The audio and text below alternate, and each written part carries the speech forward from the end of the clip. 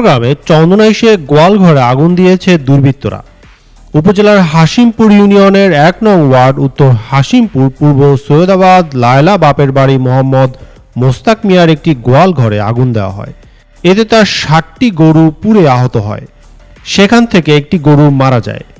বাকি গরুগুলোর অবস্থা আশঙ্কাজনক। ৬০টি গরুর আনুমানিক মূল্য প্রায় ৩ থেকে ৪ লক্ষ টাকা।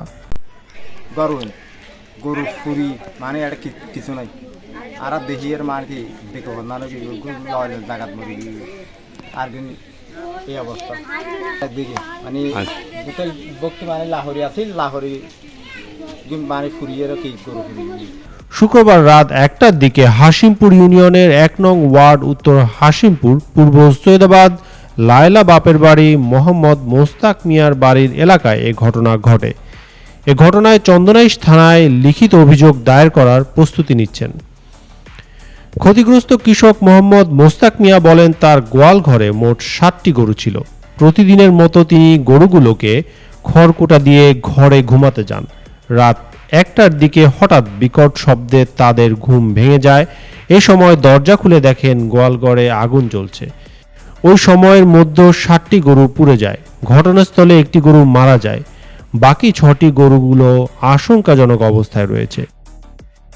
পূর্বশত্রুতার জের ধরে কেউ গোয়ালঘরে আগুন দিয়ে থাকতে পারে বলে সন্দেহ করছেন তিনি ব্যাংক ও এনজিও থেকে ঋণ নিয়ে গরুগুলো ক্রয় করে লালন পালন করছিলেন। স্থানীয়দের ধারণা এটি একটি পরিকল্পিত ঘটনা। পূর্বশত্রুতার জেরে গোয়ালঘরে আগুন ধরিয়ে দিয়েছে দুর্বৃত্তরা। চন্দনাইশ থানার অফিসার ইনচার্জ এসএম দিদারুল ইসলাম শিকদার বলেন, সংবাদ পেয়ে পুলিশ ঘটনাস্থল পরিদর্শন করেছে, তবে এখন পর্যন্ত কোনো লিখিত অভিযোগ পায়নি। লিখিত অভিযোগ পেলে বিষয়টি তদন্ত করে ব্যবস্থা নেওয়া হবে।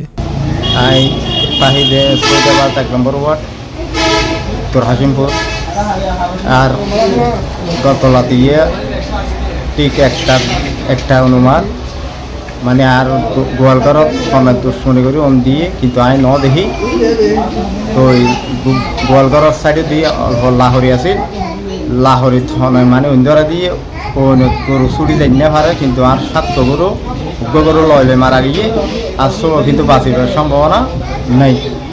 কিন্তু আই এন প্রশাসনের হাতে মানে আবেদন জানাই গরুর কিস্তি তো লইয়ের আয় মানে কি গরু লই দে কিন্তু একজন হলো শত্রু আছে কিন্তু ওই বেজাল বাই দিয়ে কিন্তু হইন না পারি কিন্তু বেশি বেলে কি মদ নিয়ে কিন্তু গরুর দাম ফরাবি দেয় বেশি না পারি এটার ভিতর দুর্ঘটনায় কি গড়ি গিয়ে প্রশাসনের হাতে ইয়ান নিয়ে বিচার দাবি করি।